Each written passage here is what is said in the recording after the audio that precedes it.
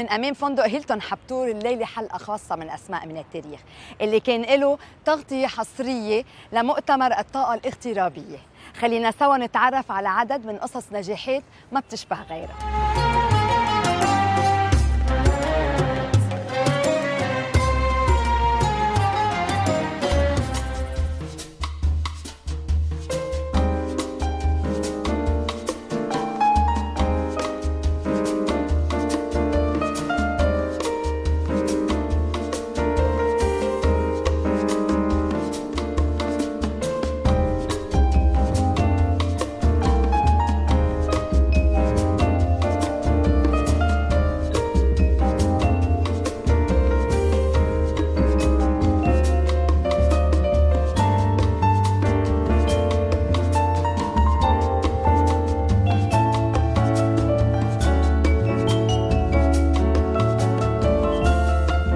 Professor Nasib Talib, you are an author and a multidisciplinary professor.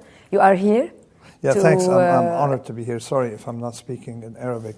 No, it's okay. I didn't sleep much.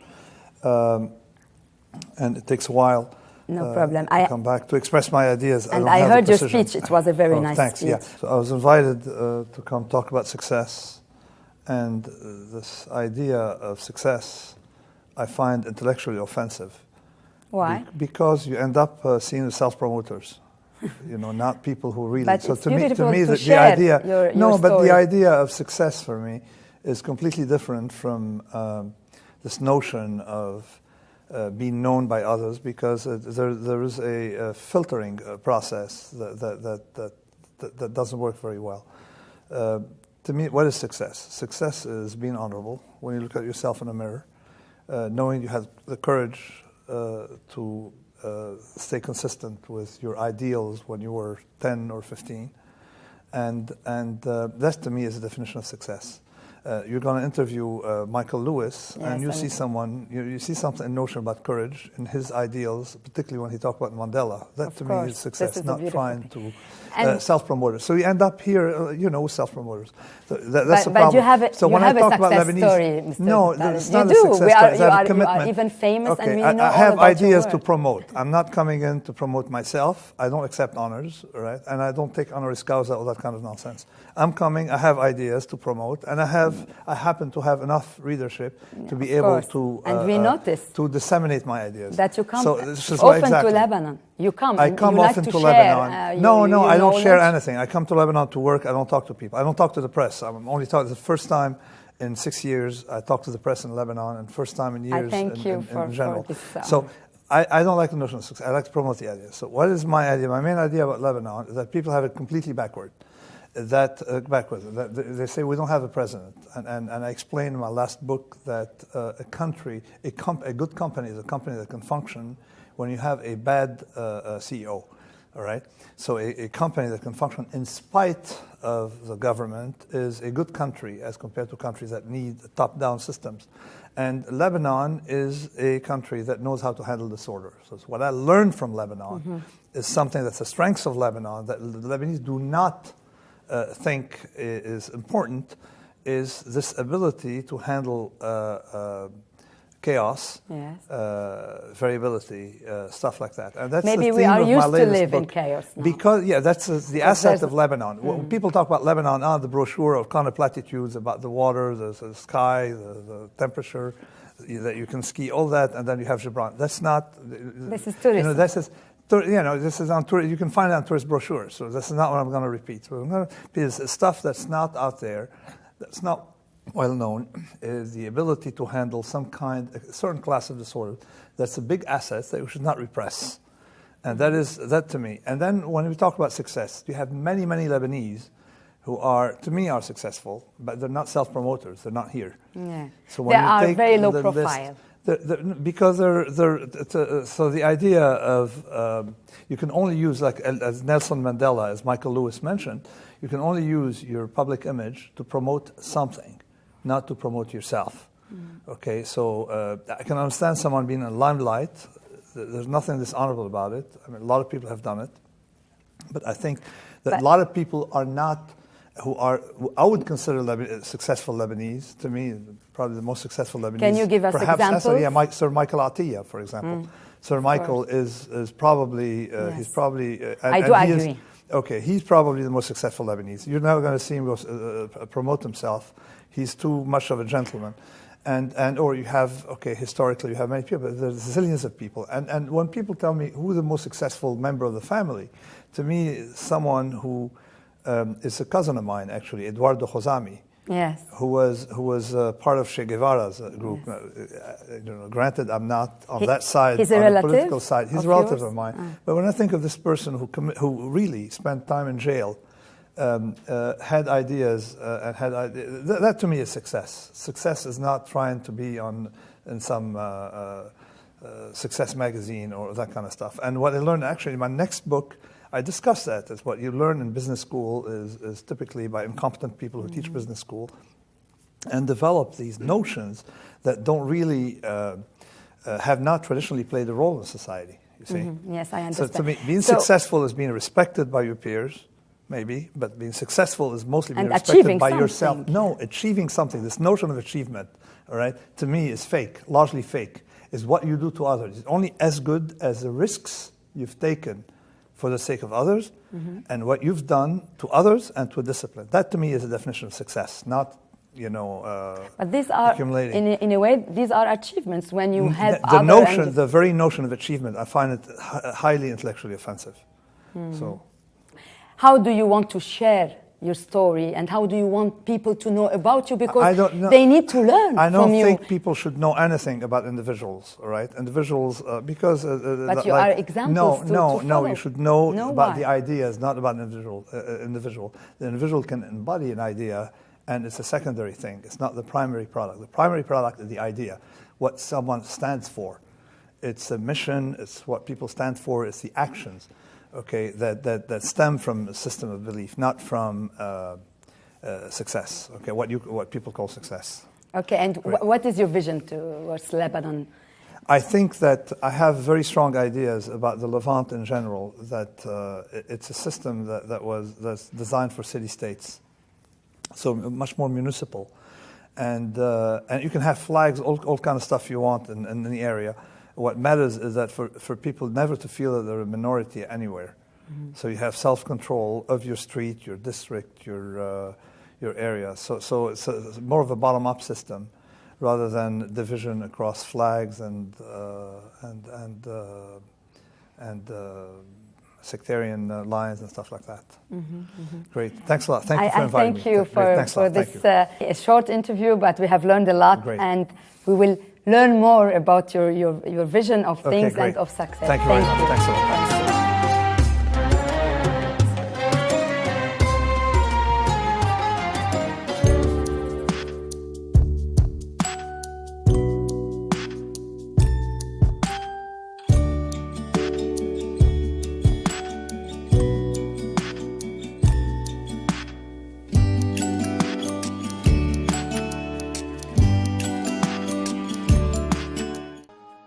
My story is a generational story. It starts with my grandfather coming to South Africa. The year was 1940, where my family escaped the persecution and the war that was happening in Lebanon. Being a Phoenician and a trader, very soon my grandfather established one of the largest wholesalers in this nation. I was born in 1958. In a country deeply entrenched in a politically discriminatory system called apartheid. Growing up, I was deeply influenced by my grandmother, a powerful woman, a woman of prayer, and she gave me a sense of purpose, and I knew in my heart that I wanted to make a difference. His Excellency Michael Lewis, thank you for this interview. We are here at the Habtoor Hotel and we are happy, of course, to receive all these Lebanese expats who succeeded far away from their country. You are the former Minister of Public Works in South Africa. I would like you to tell us very shortly about how did you begin your career into politics? I remember getting a phone call from the foreign minister where he phoned me and he said, "Is that the Honourable Louis?" And I said, "Yes." And he said, "Congratulations, you're the first Lebanese member of parliament." And I got a shock. I couldn't believe it. You didn't know then that you were the first No, of Lebanese descent? I really didn't, because I really didn't know. But he invited me then to Beirut, and I remember growing up as a small boy when I went to school. My father always used to kiss me, and I was always very shy about that. So when I arrived, my first experience when I arrived at the airport in Beirut, I saw the father kissing we the kissed children. 3 times, yeah. Then I realized I'm home. And you Beirut, come often? This is my 5th trip. And this is your first trip? 5th. Fifth, since 1994. Since 1994. Yeah. I would like to know more about how you started your political career and more about your experience with one of the greatest men of the 21st century, Nelson Mandela.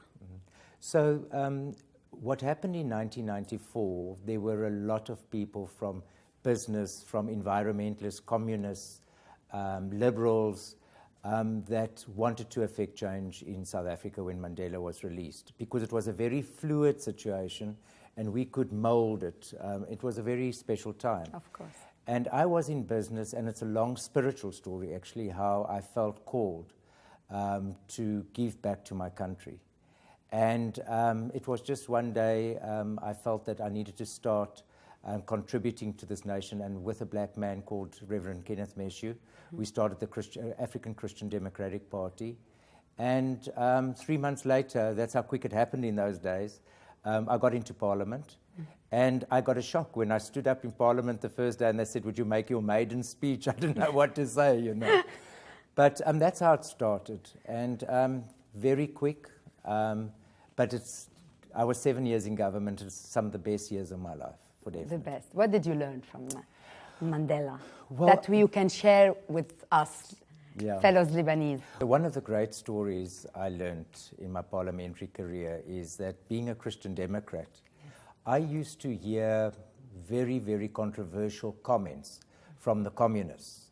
And in those years in South Africa, the communists were very, very strong, the big trade union movements. And as a child, I always was very adverse to them and angry about them.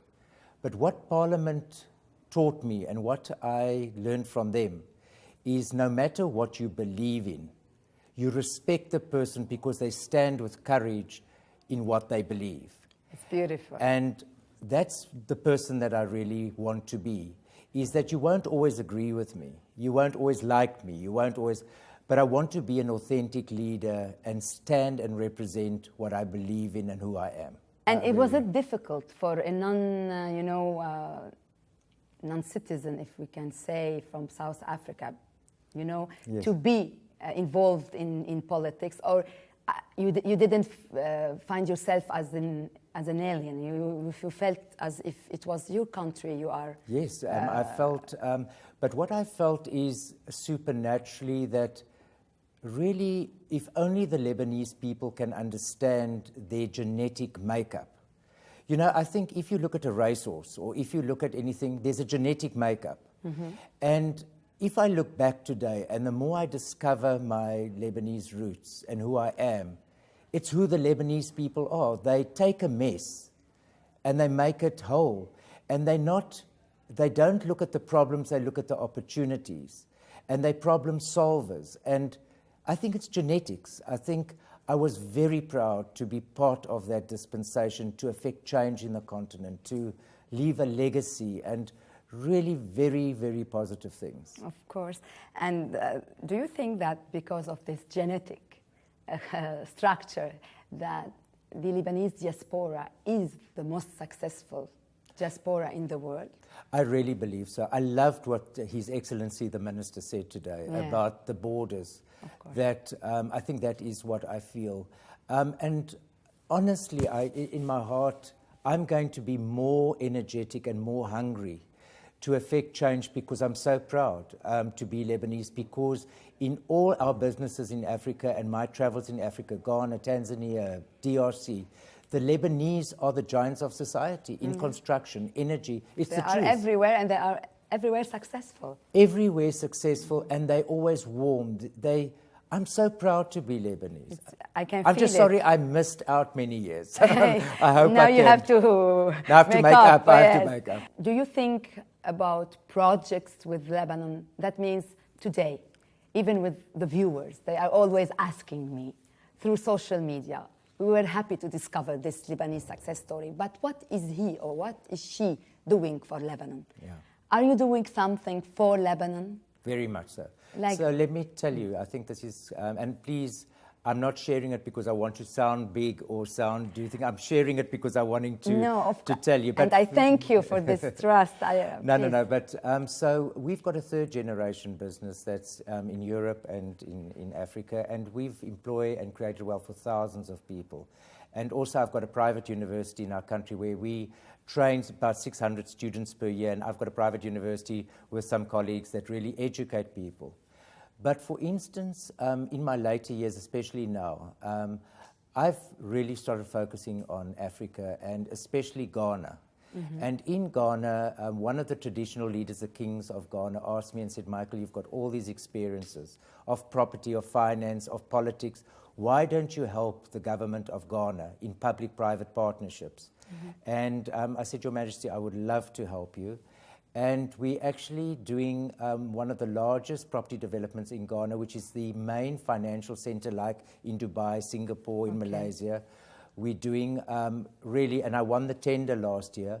But what's important about it is in my heart, I've made a decision because I'm the lead sponsor. I would love to have a Lebanese contractor, a Lebanese financier, a Lebanese bank, so that I can see those flags of Lebanon high, those sky rises, of flying in Ghana, so that we can leave those legacies. Of course. And why must I get people from other countries to build and to finance if I can help my own people so that that money can go back to Lebanon? It's beautiful, especially that you can find a lot of Lebanese in Ghana. A lot of Lebanese, and the most beautiful, beautiful Lebanese people. I love Ghana. And I hope that God really just blesses that country a lot. Yes, of course. I don't know if you have a last word that you would like to say to all these Lebanese, the new generation. Listening to you, you are an example to them. They all dream about maybe flying away and doing something with their career, a success story, gaining money, gaining, I don't know. Well, there's maybe two thoughts, but I'm going to zoom in on one or two. I think the first thing that I'll tell everybody, that never underestimate the beauty and the special place of the Lebanese DNA. It's very unique, very special, and it's sad for me that people outside this country don't understand how special and warm. My heart, I cry at night, I cry in the day. I say to my daughter, it's the first time that she's come to this country, she's fallen in love with, because it's something very special, it's something very unique. And we need to do something different. And my hope for the new generation is something that I learned personally from one of the greatest leaders of the 21st century. And it's very important because it's sad that we're wanting to give back to our country, but to see how divided this country is. Indeed. And our aspirations and our love for this country and the new generation is to start loving again. Because Nelson Mandela taught us personally is that nobody is born to hate, and because of your religion, your background, or who you are, the color of your skin. You learn to hate. But if you learn to hate, you can learn to love, because love is more natural to the human spirit. It's beautiful. I thank you, and I think that I found somebody who's as much as passionate of Lebanon.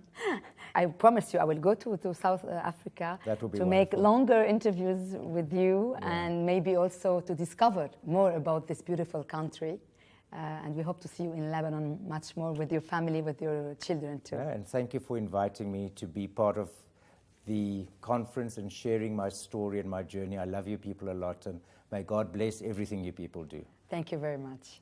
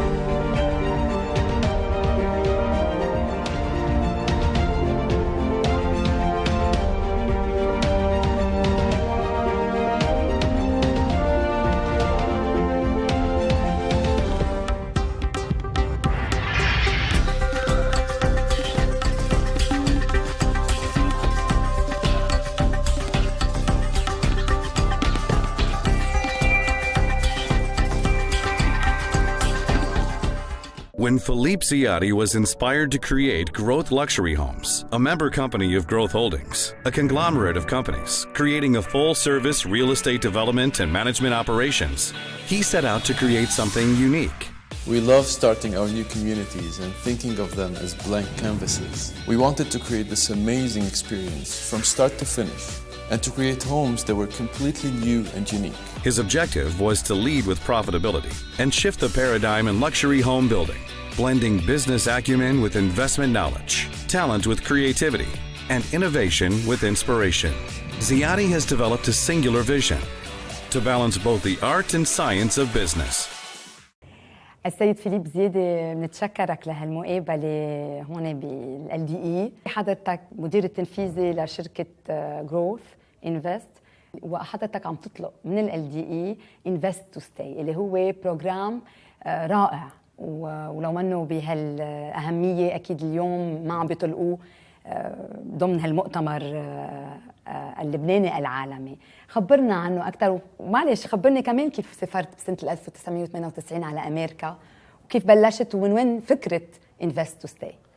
بال 98 رحت تلميذ، أنا خلصت جامعتي هونيك. نعم. بالهندسة مثل كل لبناني، يعني مثل ما وين تحديدا؟ بلاس فيغاس. رحت دغري على لاس فيغاس، عندي عمي وابن عمي هونيك، بقى نعم. قررت روح لهونيك، وكانت الماركت هونيك فيها كتير بوتنشل، بقى قررت روح دغري لهونيك. رحت وضليت تعلمت وضليت هونيك. مثل كل لبناني يعني بيقولوا الامريكان دريم. انا امبارح سمعت شخص قال لي ذا لبنانيز دريم، كمان سمعناها اليوم. ذا لبنانيز دريم از تروحي لمحل وتشتغلي وتتفوقي. هذا الاندفاع اللي عندنا نحن بدمنا كلبنانيين، وهذا اللي صار. رحنا لهونيك، وبتعرفي انا رحت بجيلي يعني فيرست جنريشن، بعدك معلقه بلبنان وعلى طول بدك ترجعي. وهي لو ما عندك فكره الرجعه صعب تضايني هونيك، يعني بيقطعوا سنين ما بتقعدي تحسي. مزبوط. بيكون عندك هدف انه بدي اخذ كل الخبره وكل النجاح تروح اخدم فيها بلدي، يعني هيدا اللي انت تقريبا فكرتك كانت اللي هي واليوم عم تجسدها بانفست تو ستاي. اخدم بكون عم بزيدها. لا بحب لبنان، بحب ارجع على لبنان. هلا تطورت هيدي الفكره، هي نعم. حبي للوطن بلشت، هي الحب، ما في شك. حب الوطن هو حب البقاء للوطن، بس حبي للبنان والبقاء بالوطن كمان. وجيت لهون هديك السنه على ال LDE، وطلبوا نخبر سكسس ستوري، وبلشنا بالسكسس ستوري. بس انا حبيت انه عم نيجي نحن نخبر سكسس ستوري which is beautiful، كلنا بنتعرف على بعض وبنخبر بعض، وبصير في نتوركينج بين بعض. مزبوط. بس بالنهايه مين عم بيستفيد؟ نحن عم نستفيد كاشخاص من بعض، ما عم بيصير في استفاده لهالوطن. عم ينعمل هالمؤتمر، وانا حبيت اعمل نروح شوي اكثر لقدام. نعم. يلي هي اوكي، طب عم نتعرف على بعض، بس وين عم نخدم وطننا فيها لهال تعرف عم بيصير اكثر خدمه لنا شخصيا. نعم. مشان هيك حبيت اعمل الانفست تو ستاي. انفست تو ستاي هو عباره، فكرته نعم.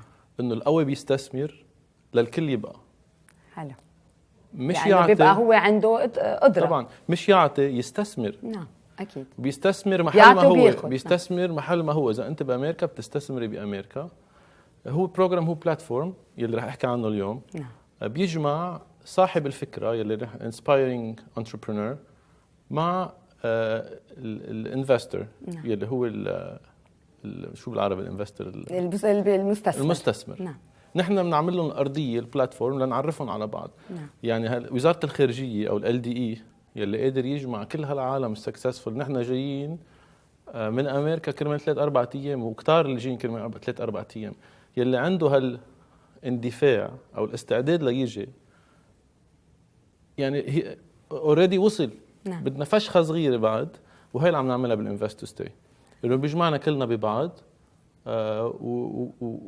والمستثمر بيعمل مصاري، صاحب الفكره بيعمل مصاري، واثنيناتهم بدهم يعطوا بدهم they have to commit انه 20% من الربح تبعهم. نعم.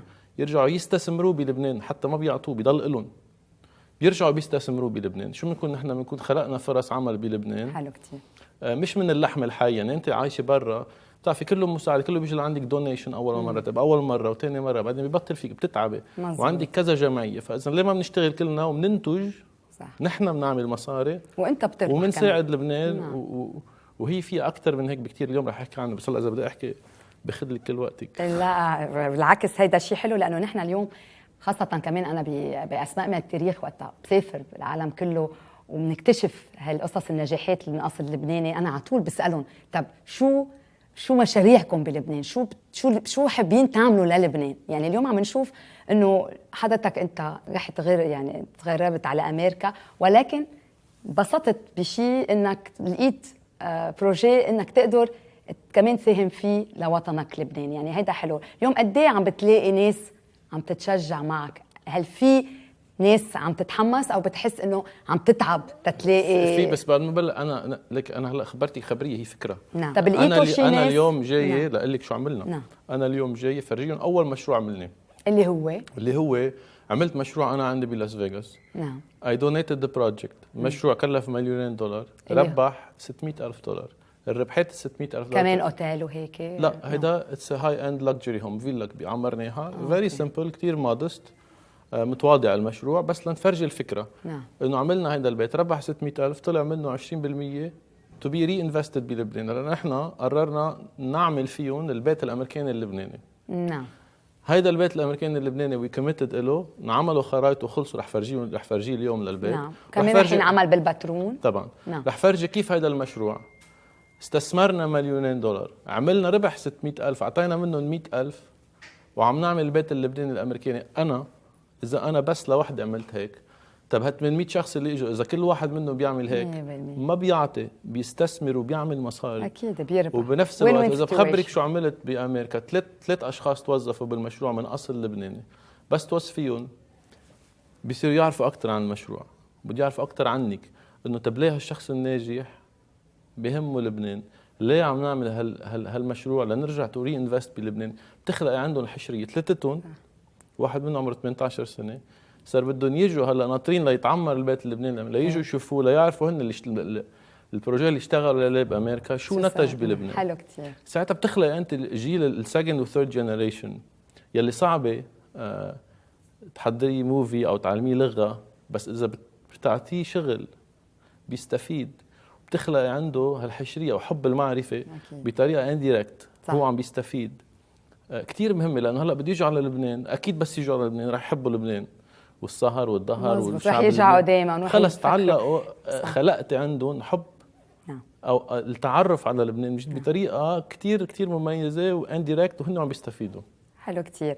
طب اليوم هيك كلمه اخيره تقولها يمكن لهالجيل الشباب اللي حضرتك يعني نحن منه، هل بتشجعهم انه يبقوا لو كانت شوي صعب الحياة هون ولكن يآمنوا بهالبلد، أو لا مش غلط يروحوا لبرا يجيبوا خبرة ويرجعوا يجوا يساعدوا لبنان مثل حضرتك؟ نحن اليوم هون إذا شفت المؤتمر من بكرة عم بيركزوا قد ايه مهم الدياسبورا والاغتراب للبنان.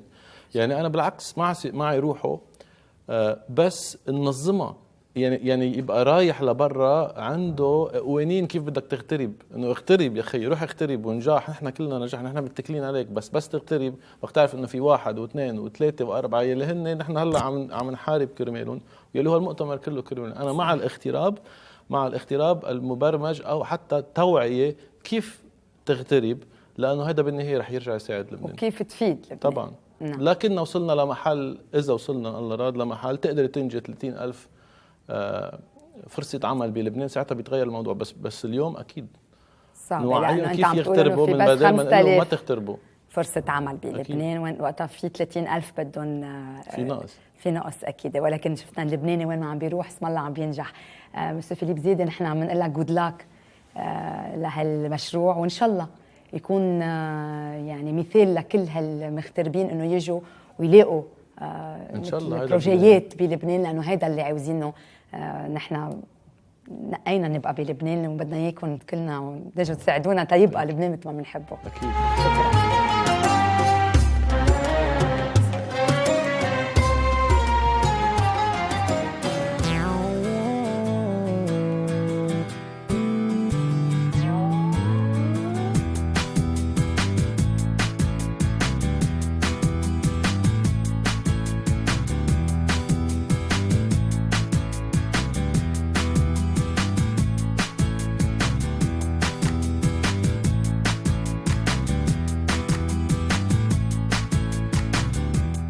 Mrs. Tonya Khouri, thank you for this interview.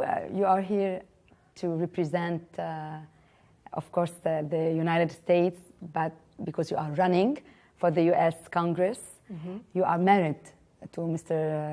Joseph Khouri, who is Lebanese, and he was telling me that you're more Lebanese than he is. Tell us more about your connection to Lebanon and why you are here at the LDE. Well, thank you, first of all, for having me. I am married to Joseph Khouri. He's from Kfar Abida. Yes. And we've been married 23 years. I have a love for Lebanon, I think more than most, partly from him, but mostly from his mom. His mom and dad lived with us for a long time, and that's how I learned the language and the Lebanese culture. And I've been to Lebanon several times, and I love it here. And كتير حلو هون. كتير حلو.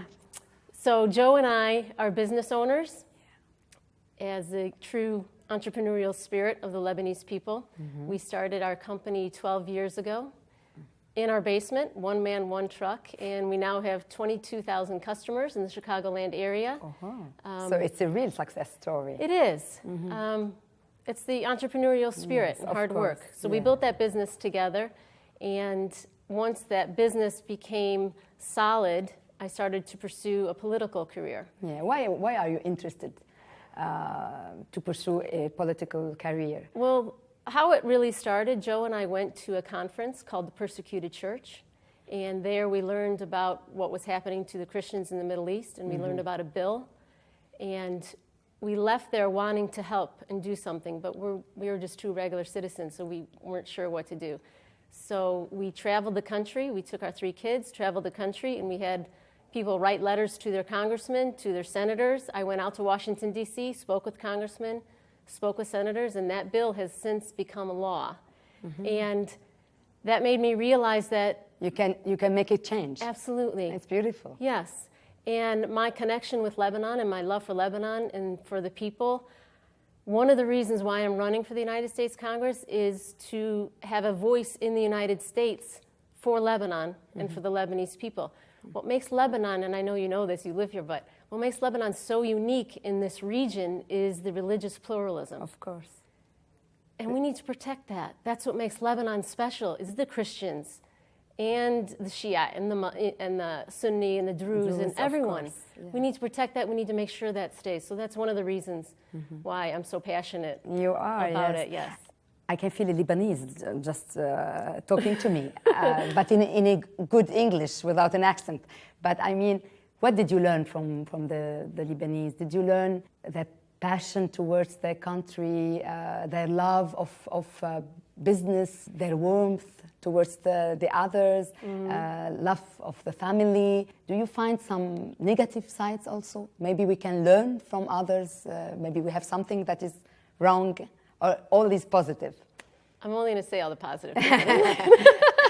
No, but I've learned so much. Again, a lot from Joe, a lot from his family. He has 4 sisters, and the first time I came to Lebanon, I was by myself with my daughter, and they just welcomed me with open arms. And every morning, I mean, sitting and looking out at the Mediterranean, sabhiyye, kilshi, everything. With neish. Yeah, but I think it's the hospitality, it's the entrepreneurial spirit, it's the way of thinking that I just try and incorporate into my way of life, and that's really, I think it's worth fighting for. It's worth. Indeed, indeed. You are today here at the LDE. What is your main role? What would you like to share with the others? Well, I am on a panel about politics, and I'd like to share the same passion that we need to protect religious pluralism, and that includes having Christians in Lebanon. That is very, very important. Religious freedom, I don't know if there's anything more important to that. And keeping Lebanon what Lebanon is. I mean, for example, I'm staying here at the Hilton.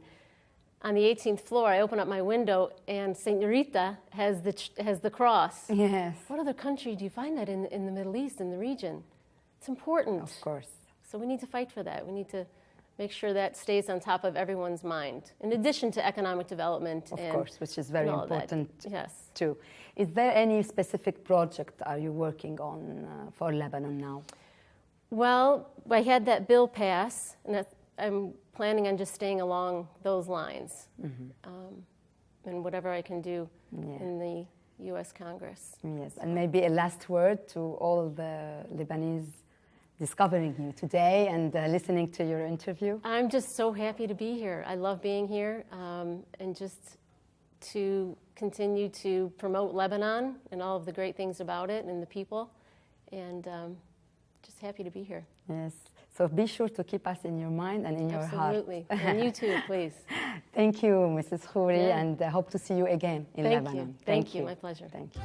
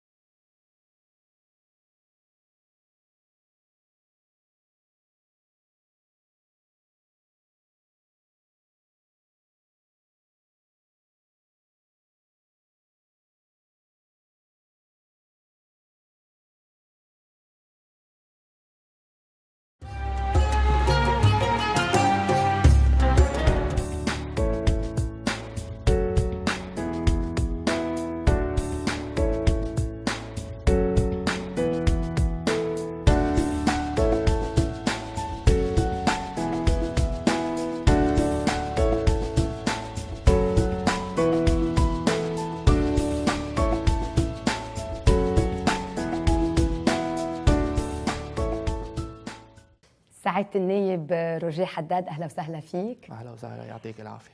الله يعافيك. حضرتك نايب بالبرلمان السويدي لك 5 سنين على التوالي، وهذا شيء أكيد فخر لنا لأنه حضرتك بعدك شاب وعندك أفكار حلوة كتير. خبرنا كيف تركت لبنان وليه نقيت السياسة بس خارج لبنان؟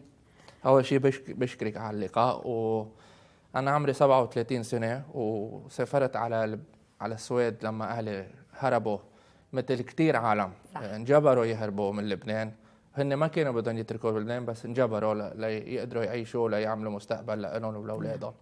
وصلنا 31 سنه نحن بالسويد.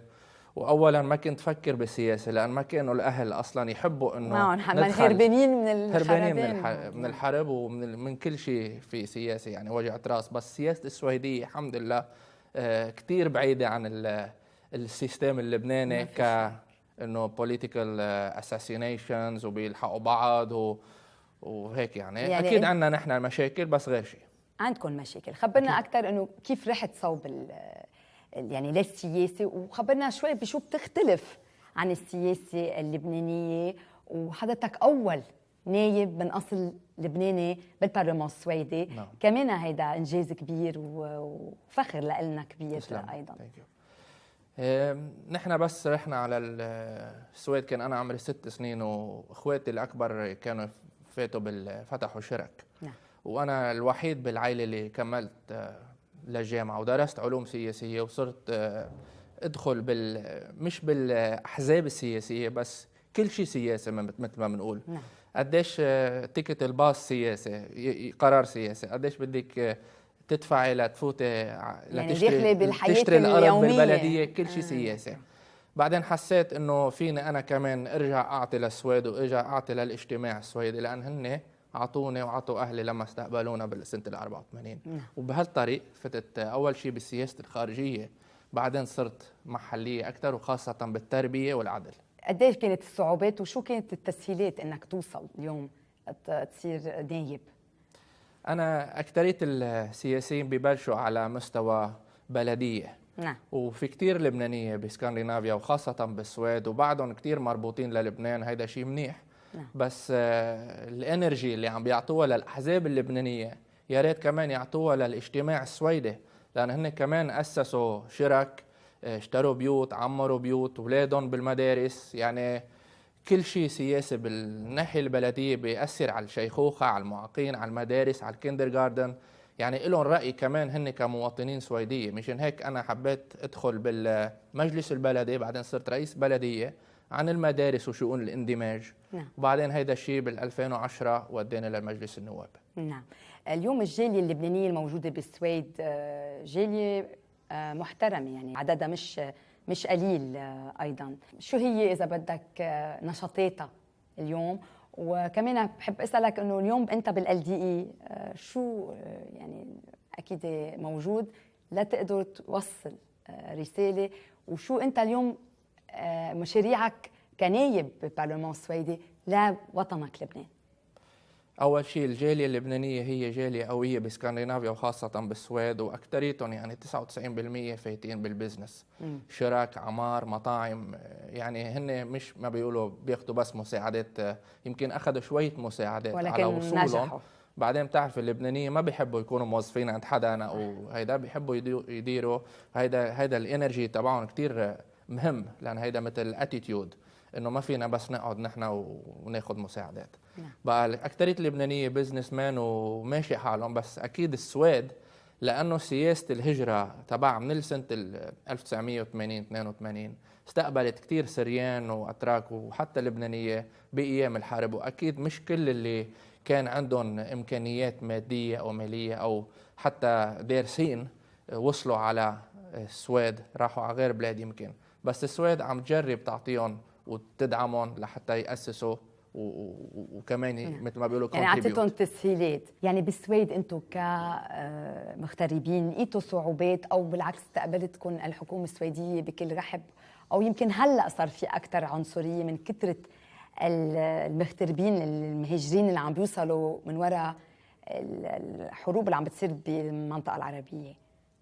هي المملكة السويدية أساساً منا دولة عنصرية، والشعب يعني عم بيستقبل كل سنة بين 60 و 80 ألف شخص خارج السويد، وأكتريتهم عم بيجوا من الشرق الأوسط، وحالياً كتير من سوريا أكيد لأن في حرب بسوريا، وفي كمان بعض اللبنانية عم بيجوا.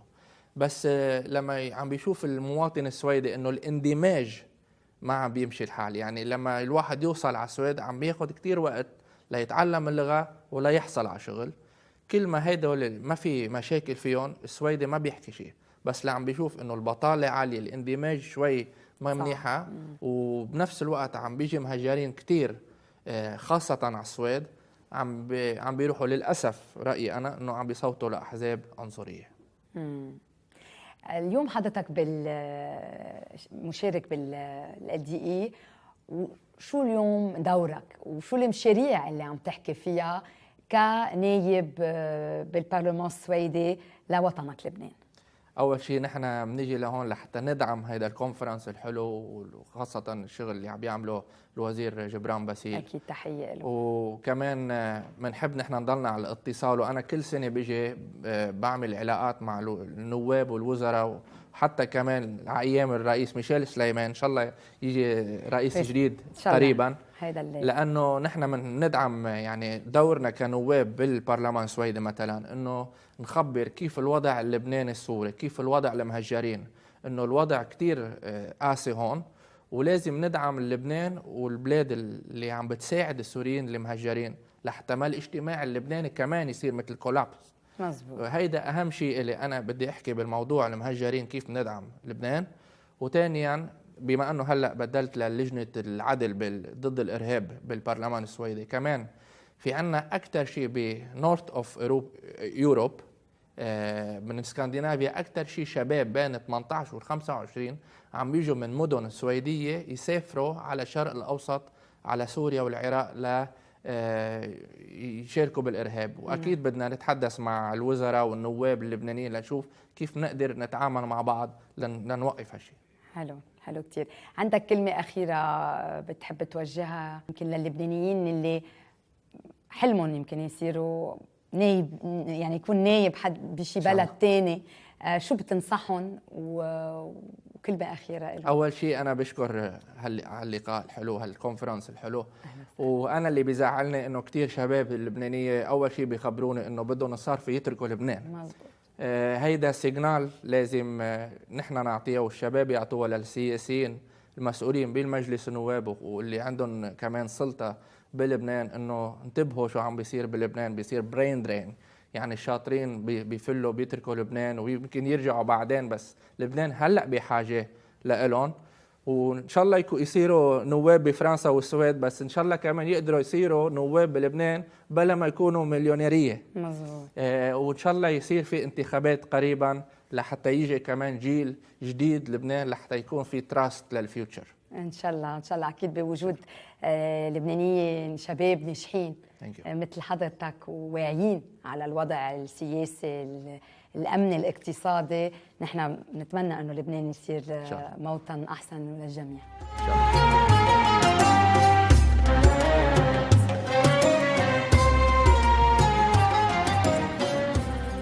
Your Excellency Gibran Basil, صاحب المعالي الأستاذ جبران باسيل، distinguished immigrants of the Republic of Lebanon, أيها الحشد ladies and gentlemen, الموقر، حضرة السيدات والسادة،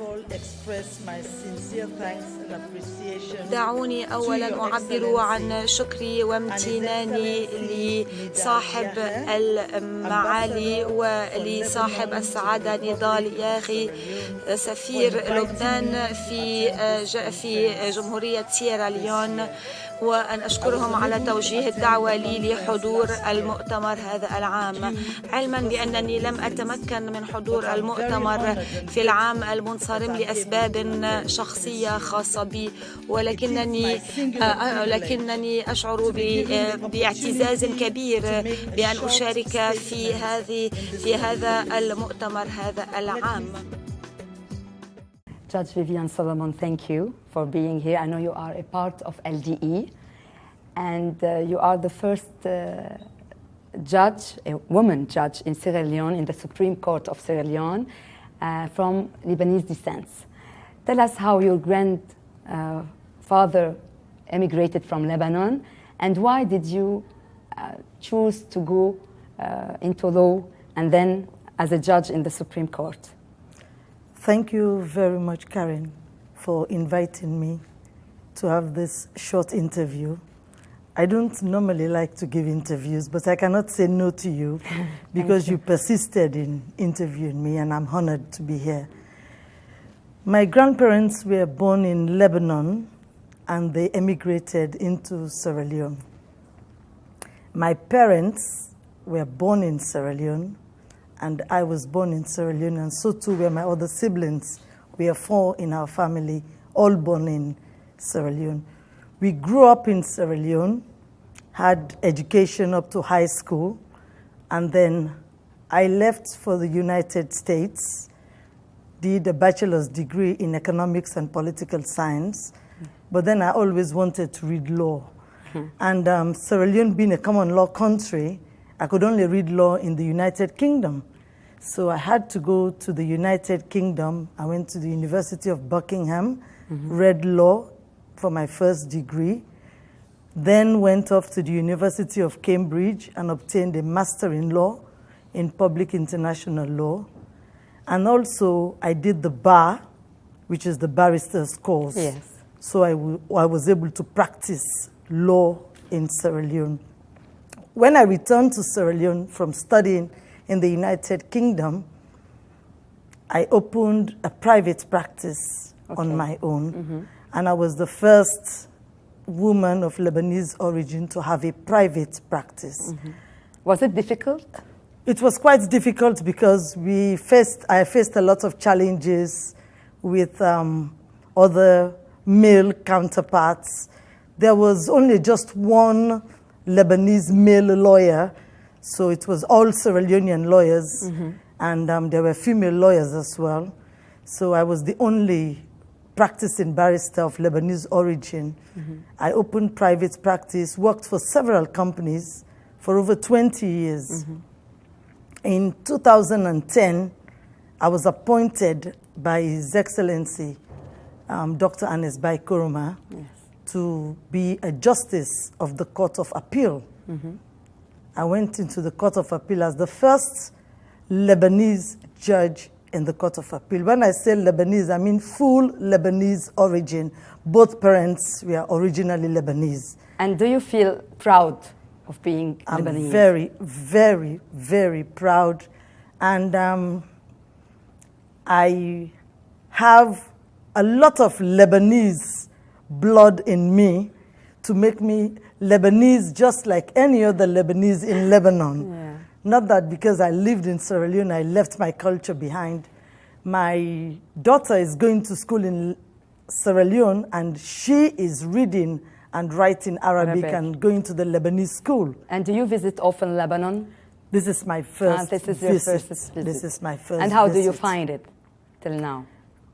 Very, very nice country, warm hospitality, generosity. I've had phone calls from friends since I came. I don't have time to meet with all of them. Everybody's inviting me to go to see them, to visit places.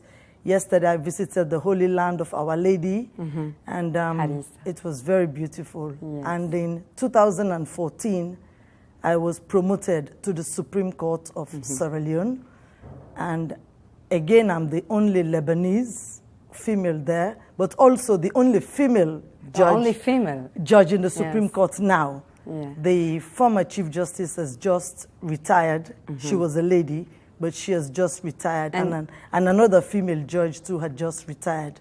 So. And would you like in your cases to defend a lot and maybe to judge cases about women more than men?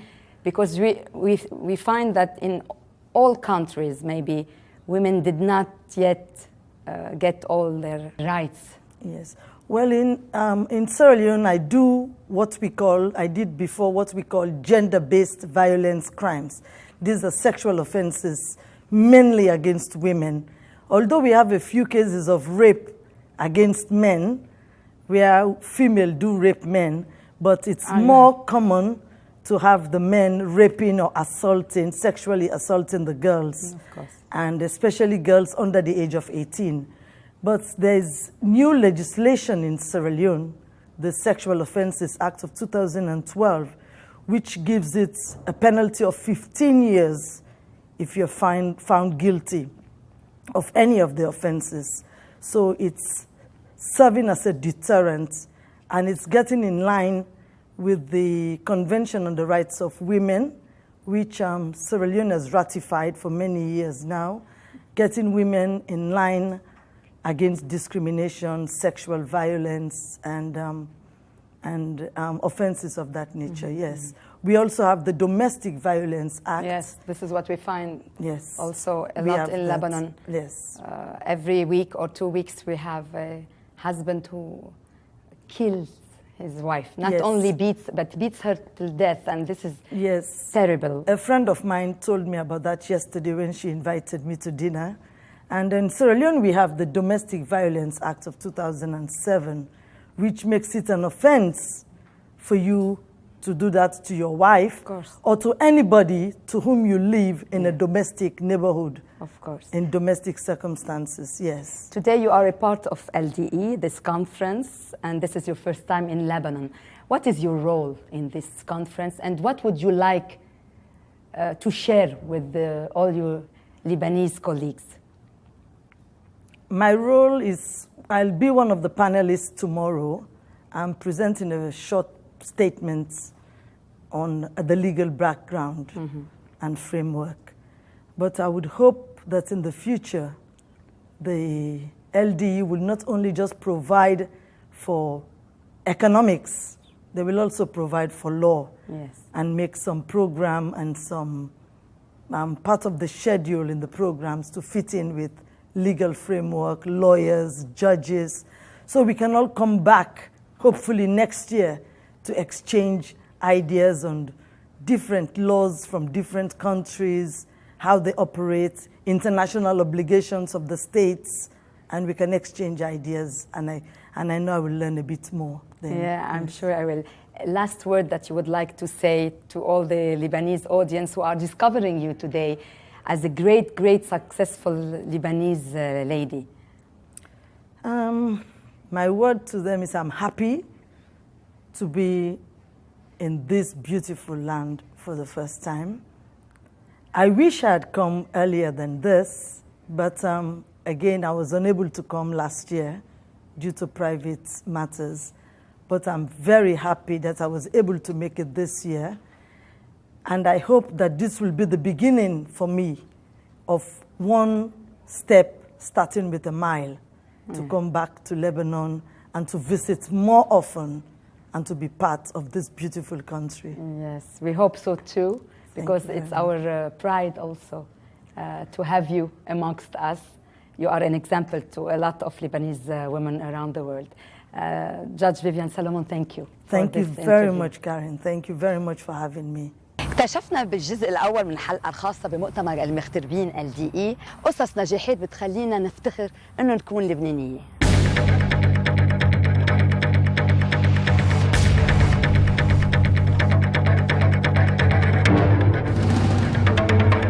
إذا بدكم تعرفوا أكثر عن هالحلقة الخاصة أو عن ضيوفنا ما تنسوا تتابعونا على مواقع التواصل الاجتماعي. وما تنسوا تتابعونا الأسبوع القادم بنفس الوقت لتكتشفوا الجزء الثاني من الحلقة الخاصة من أسماء من التاريخ.